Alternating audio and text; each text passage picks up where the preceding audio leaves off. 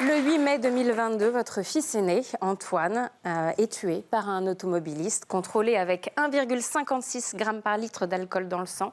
Il conduisait une voiture sans permis. La voiture était volée à plus de 120 km/h sur une route limitée à 30. Cet homme qui a provoqué la mort de votre fils a été condamné à 7 ans de prison pour homicide involontaire aggravé. Involontaire, j'insiste sur ce mot, c'est ce mot contre lequel vous vous battez tous les deux. Oui, on se bat tous les deux depuis presque 3 ans. Moi, j'ai encore le souvenir du premier rendez-vous chez la juge d'instruction. C'était un mois après le drame. Et c'est vrai que c'est là où j'ai entendu pour la première fois le mot involontaire. Qu'est-ce qui vous a fait ? C'est terrible parce que quand on connaît les circonstances, on se dit mais c'est pas possible. Enfin, on peut pas. Enfin, vous avez rappelé les circonstances. Vous vous dites c'est pas possible, ça n'était pas involontaire. C'est involontaire quand on a été ébloui par le soleil et que là, malheureusement, on commet le pire. Mais là, la personne qui nous a enlevé notre fils n'avait rien d'un comportement involontaire. Il avait bu, il avait consommé des stupéfiants, il roulait à une vitesse excessive. Il a failli heurter un certain nombre de personnes avant notre fils. Et c'est vrai que Enfin, pour nous, c'était insupportable. Oui.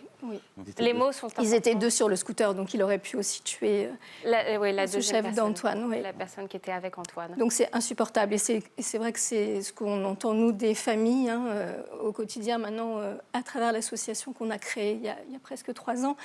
Le mot involontaire, il est terrible pour les familles. Donc on espère beaucoup de la suite. Yannick Aleno, c'est ce mot-là contre lequel vous vous battez, c'est ce mot-là que vous voulez faire changer dans la loi. On veut changer la loi. Enfin, la loi, elle est toujours en retard par rapport aux faits. Aujourd'hui, c'est vrai que on voit tous les jours, vu les comportements et tout ce qu'on vit ce qu'on lit tous les jours. D'ailleurs, hein. Je vous rappelle que c'est plus de 700 enfants qui sont partis l'année dernière. C'est-à-dire que tous les jours, c'est 3 gamins qui restent sur le trottoir. Un peu plus de 3000 accidents de la route, dont presque 700 personnes jeunes de moins de 25 ans. Donc les enjeux sont considérables. Et surtout, je pense que la loi, elle doit changer pour plusieurs raisons. Effectivement, entendre ces mots-là par une juge d'instruction, c'est insupportable.